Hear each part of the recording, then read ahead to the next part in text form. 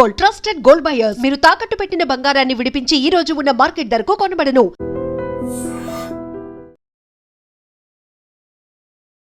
అమెరికాలో జరిగినటువంటి ఇన్సిడెంట్ మనకు తెలుసు కదా. హైదరాబాద్కి సంబంధించిన యువతి 31st రోజు అమెరికాలో చనిపోయింది. అది అర్జున్ అనే ఇండియాకి సంబంధించిన ఆయన్ని, తమిళనాడు వాసి. అతను కూడా, వీళ్ళిద్దరు కూడా ఫ్రెండ్సే గతంలో. సో అంటే అర్జున్ రూమ్కి ఆమె రావడం, తర్వాత ఆ అర్జున్ దగ్గర ఈమె డబ్బులు ఇచ్చింది. ఎంత? $3,500కి సంబంధించిన డబ్బుల వివాదంలో ఏకంగా ప్రాణమే తీసేసిండు అర్జున్. అంటే షాకింగ్ అనమాట. ఎందుకంటే ఇద్దరు కూడా ఇండియాకి సంబంధించిన వాళ్ళు ఎంత కష్టపడితే డబ్బులు సంపాదిస్తారో ఇద్దరికీ చాలా బాగా తెలుసు. ఫ్రెండ్షిప్లో ఇచ్చిపోచుకోవడం కూడా చాలా కామన్.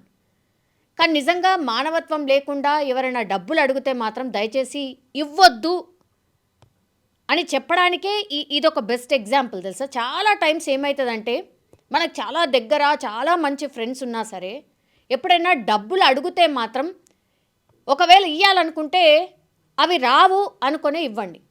లేదంటే డబ్బుల విషయం అసలు నా దగ్గర తీసుకురాకు దయచేసి, మన ఫ్రెండ్షిప్ ఖరాబ్ అయిపోతుంది. డబ్బులు తప్పించి నువ్వు ఎలాంటి హెల్ప్ అడిగినా నేను నీకు చేయడానికి సిద్ధం అనేటువంటి మాట చెప్పండి. డబ్బులకు సంబంధించి, ఫైనాన్షియల్స్కి సంబంధించిన దాంట్లో తల దూర్చకపోవడమే బెటర్, ఎంత క్లోజ్ ఫ్రెండ్ అయినా సరే. ఈ మరీ మంచి అండర్స్టాండింగ్ ఉంది, ఒకవేళ ఇవ్వకపోయినా పర్లేదు, ఆ డబ్బులు నా వాడి కోసమే నేను ఇచ్చిన అని అనుకుంటే మాత్రమే దయచేసి ఇవ్వండి. లేదంటే ఇగో అన్ఎక్స్పెక్టెడ్గా ప్రాణాలు కూడా పోతాయనే దానికి ఎగ్జాంపులే పాపం నిఖిత చనిపోవడం. ఆమె లైఫ్లో చాలా బాగా ఎదగాలనుకుంది, చాలా మంచి లైఫ్ని లీడ్ చేయాలనుకుంది. ఫ్రెండ్షిప్లో అవసరం ఉంది కదా, నా ఫ్రెండే కదా అనుకొని ఒక మంచి మనసుతో ఇచ్చుంటుంది. ఇచ్చేటప్పుడు, తీసుకునేటప్పుడు మాత్రం చాలా బాగా ఎంత మంచిగా మాట్లాడతారంటే, ఇక తీయగా మాట్లాడతారంటారు కదా, అట్లా చాలా తీయగా మాట్లాడతారు. తీసుకునేటప్పుడు నాకు చాలా అవసరం ఉంది, ఇక రేపో మాపో ఇక ఇవి నువ్వు ఇవ్వకపోతే ఇక నేను చచ్చిపోతా అన్న టైప్లోనే చెప్తుంటారు. దయచేసి నమ్మకండి. ఇగో నమ్మితే లాస్ట్కి వస్తే ఏమైంది, రా నువ్వు అడుగుతున్నావు కదా, ఎప్పటి నుంచో నువ్వు అడుగుతున్నటువంటి డబ్బులు నా దగ్గర ఉన్నాయి, నీకు ఇచ్చేస్తా రా అని పిలిపించి మరీ అత్యంత దారుణంగా చంపేసిండు అర్జున్ అనేటోడు. ఇండియాకి సంబంధించిన అమ్మాయి ఆమె, ఇండియా నుంచి వచ్చిన వాళ్ళు ఇద్దరు, కనీసం అది కూడా మర్చిపోయి అత్యంత ఘోరంగా ప్రవర్తించిండు ఒక ఇండియన్ అయ్యుండి. డబ్బులు ఇచ్చి ఆమె పాపం చేసినట్టు లెక్క, డబ్బులు ఇచ్చి ఆమె ప్రాణం పోగొట్టుకున్నట్టు లెక్క. పాపం వాళ్ళ తల్లిదండ్రులు అయితే చాలామంది, మీరు చూడండి, చాలామంది తల్లిదండ్రులు ఒకవేళ డబ్బులు ఇచ్చామనో లేకపోతే చాలామంది ఇట్లాంటివి చేస్తూ ఉంటారు.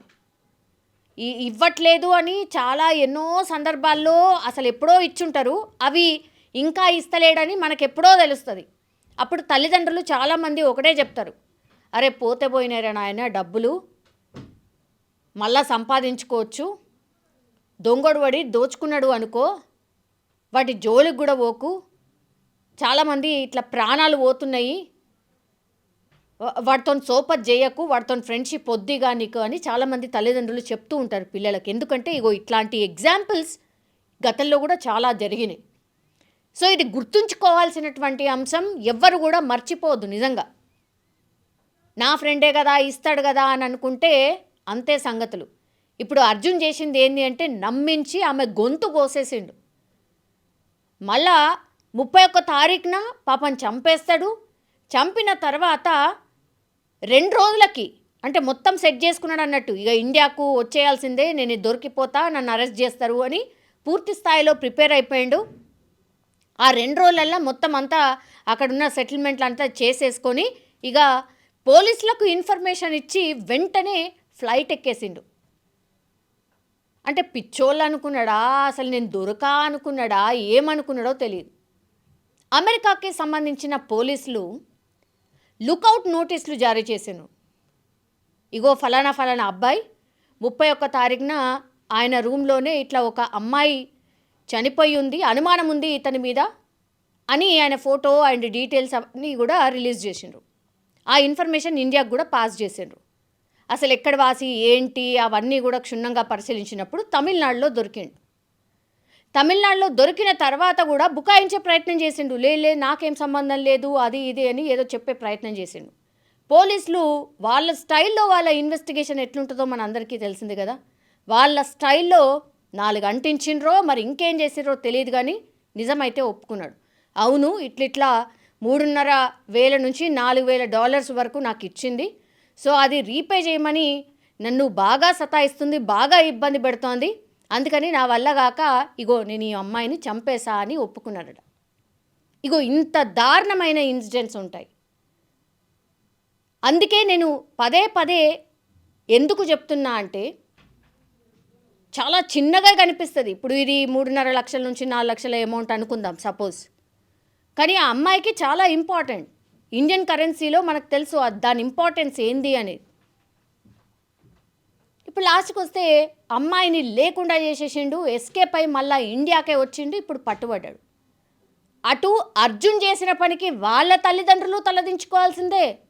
అర్జున్ చేసినటువంటి పని వల్ల పాపం ఈ నిఖిత వాళ్ళ తల్లిదండ్రులు అయితే పూర్తిగా బిడ్డనే కోల్పోయినటువంటి పరిస్థితి. ఇగో కొన్ని ఇన్సిడెంట్స్ చూస్తేనైతే ఎంత బాధాకరం అంటే, ఏ తప్పు చేయకపోయినా బలైపోయినట్టు లెక్క ఈ అమ్మాయి. ఇప్పుడు వాళ్ళని ఎవరు ఓర్దార్చాలి, వాళ్ళకి ఎవరు సమాధానం చెప్పాలి? పోయి జైల్లో కూర్చుంటాడు. వాళ్ళ తల్లిదండ్రులకు కూడా బాధ ఉంటుంది, కానీ బిడ్డని కోల్పోయింది కదా కళ్ళని ముందు, వాళ్ళ బాధ తీరంది అన్నమాట. సో దయచేసి తల్లిదండ్రులారా, మీ పిల్లలకు ఫస్ట్ ఇవి కూడా ఒక లెసన్ అనుకోండి.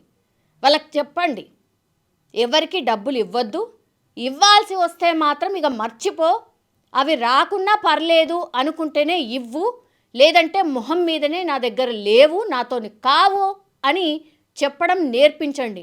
నో అని చెప్పడం నేర్పించండి. ఇది నిజంగానే అందరి తరఫున రిక్వెస్ట్ అని అనుకోండి. నిజంగా ప్రస్తుతం ఉన్నటువంటి సమాజం దేనికి ప్రయారిటీ ఇస్తుంది? ఆర్థిక సంబంధాల చుట్టూ మాత్రమే తిరుగుతోంది. మళ్ళీ ఎన్నికలంగానే చాలా విరక్తి కలుగుతున్నాం. మంచి అనిపిస్తుంది కదా, లేడీస్ కూడా ఛాలెంజింగ్ జాబ్స్ చేసినప్పుడు చాలా బాగుంటుంది. ట్రాఫిక్ అసిస్టెంట్స్ గా నియమించిన ట్రాన్స్జెండర్స్ అందరితో సాల్యూట్ చేయించుకుంటున్నారు. ఫుడ్ డెలివరీ ఇవ్వటానికి వెళ్ళినటువంటి డెలివరీ బాయ్ అనిల్ పై కళ్ళ ముందు